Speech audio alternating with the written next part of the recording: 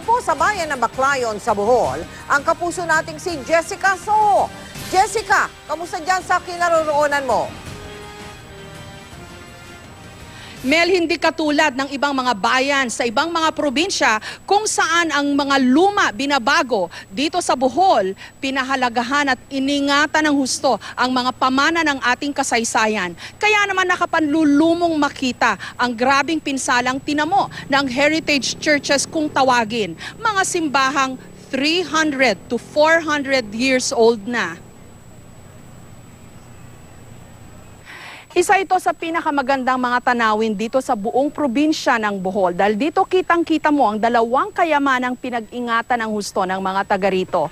Ang kalikasan sa pamagitan ng Lubok River kung saan pwede kang sumakay sa napakalinis na ilog na yan. At sa tabi lang nito, ang lumang simbahan ng Lubok. Yun nga lang, dito mo rin makikita ang laki ng pinsalang idinulot ng lindol.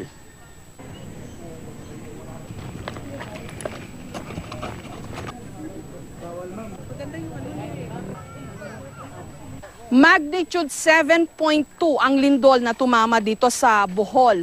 At ang sabi nila, katumbas raw ng lakas ng lindol na yan ay 32 na bomba na bumagsak sa Hiroshima sa Japan nung araw. Dito sa kalsada sa tabi ng simbahan, kitang-kita mo yung uka o yung crack at kung gaano kalalim yung bitak na nalikha ng lindol. Ayan. Tapos doon, no, parang yung isang bahagi ng kalsada, bumagsak. Kaya naman, tagos yan. Pag sinundan mo yan, tagos yang ukang yan hanggang dun sa simbahan. Kaya naman yung simbahan, sa gitna na hati. Yung likod, itong nakikita natin, okay pa. Medyo at least may naisalba. Pero dito sa may bandang gitna nito, doon nag-crumble. Nung una nyo nakita, what happened to the church? The facade is gone. Sa gitna parang nag-crumble. Ano sabi, naiyak ho ba kayo noon? Pinigilan ko noon. Kahapon ako naiyak sa misa namin.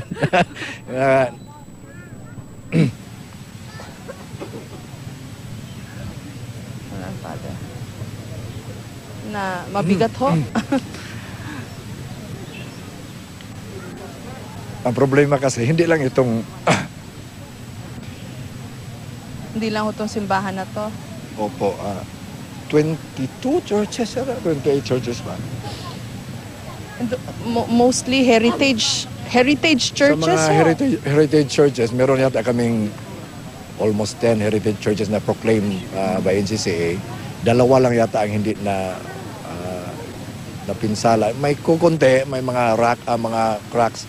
Yun lang yata ang Dimyaw at saka Panglao, pero all others, Loon, Maribohok, yung total wreck talaga.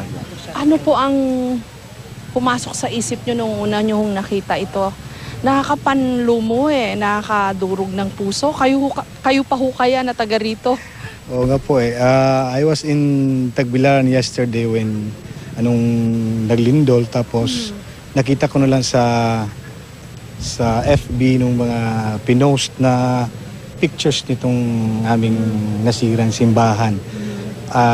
Kanina nga, nung kumanta yung children's choir, naiyak talaga ako kasi ang dami naming mga memories dito. Tapos it's one of the national heritage ng aming, hindi lang dito sa probinsya, of course, sa buong, it's part of the cultural heritage of the Philippines. Nung nakita nyo na ganyan nangyari, ano sabi nyo sa sarili nyo? Wala ko masabi. Bakit nasira yan? Matagal na yan. Religyoso pa naman ho mga taga rito, no? Oo. Paano ho yun? Ano sila na magawa? Anong magawa nila? Okay, ito yung parish church ng Dawis dito sa Bohol na isa rin sa mga heritage churches na nasira. Itong facade niya talagang wasak na wasak. At ayon dun sa marker, inumpisahang ipatayo ito 1863. to 1879. Meron ding mga importanteng artwork dyan na ginawa. Pero yun ang isa sa mga nakakalungkot ngayon dahil wasak na wasak itong simbahang ito. Ayon sa mga saksi, kasalukuyan noon na magmimisa sana para sa isang patay sa loob ng simbahan nung nangyari yung lindol.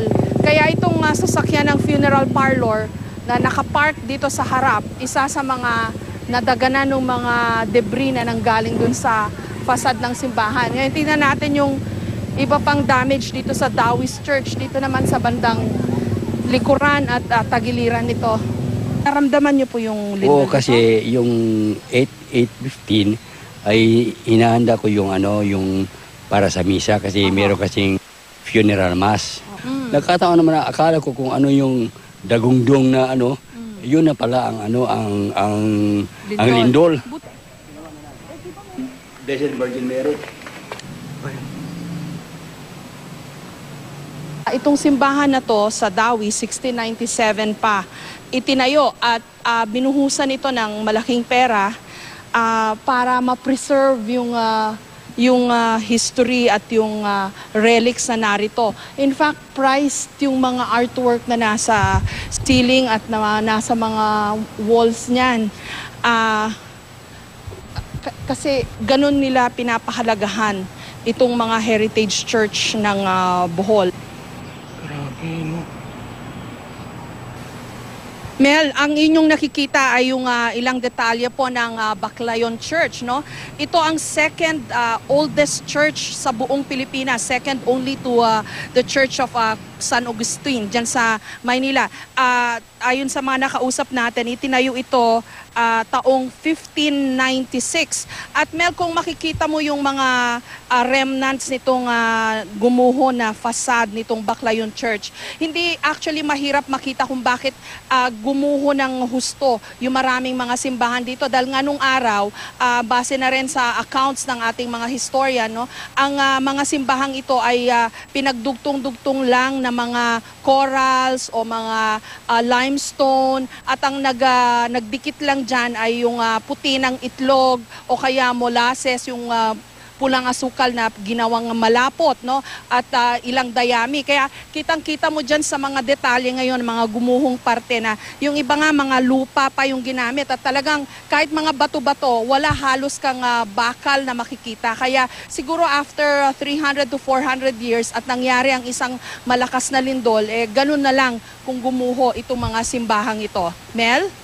Kaya nga, Jessica, alam mo, yung ulat mo ay lalong pinaiigting yung aking pasasalamat na minsan kong nabisita yung mga simbahang iyan na itinampok mo sa ulat mo. Pero ako'y nagtatanong sa kaisipan ko, Jessica, yung bang pagkasira ng maraming mga kalsada dyan, yung pinakita mo kanina sa highway, nagkabitak-bitak, yung ba ay dahil substandard yung mga kalsadang iyon o sadyang talagang sa lakas ng lindol, talagang hindi talaga kakayanin ng mga kalsada? Jessica. Nako, yan Mel, mahirap masiguro no kung ano yung kalidad ng mga kalsada rito. Pero ang pagkakaalam natin, ang ilalim kasi ng Bohol is limestone. Malambot. Bato na yung puti. So medyo matibay yan. No? Medyo matibay pero ang problema dyan, alam ko dyan din nangyayari yung mga sinkhole na tinatawag. Pag sobrang nalagyan ng tubig, may mga possibility ng sinkholes. Ngayon, as to yung pagkakagawa, yung quality control ng mga kalsada, siguro dapat tignan din yan, no? Dahil ang problema dito sa Bohol, Mel, sa mahabang panahon, hindi sila nakakaranas masyado ng lindol. Base sa sinabi ni FIVOX Director Solidum kahapon, 1990, nagka-earthquake February 1990, at doon lang nila na-discover na meron palang fault dito. Ang nakapagtataka lang, yung epicenter ng lindol, Mel, ay nangyari dun sa eastern portion, dun sa bayan ng Carmen. Pero hanggang western portion, yung binisita na bayan ni Jiggy, yung Loon, grabe yung pinsala. Pero kaya siguro magandang pag-aralan din yan ng ating mga volcanologist kung bakit yung epicenter nasa kabilang dako pero yung epekto niya hanggang dun sa kabilaang side, sa western side. Katunayan, Jessica, maya-maya lamang ay hahatid natin ang ulat ni Sandra Aguinaldo. Tungkol na nga dyan sa iyong tinatanong mo sa kaisipan mo, no? Sapagkat tila parang merong ang natuklasang bagong fault, ang PHIVOLCS, dyan sa Bohol. In the meantime, maraming salamat sa iyo, Jessica Soho.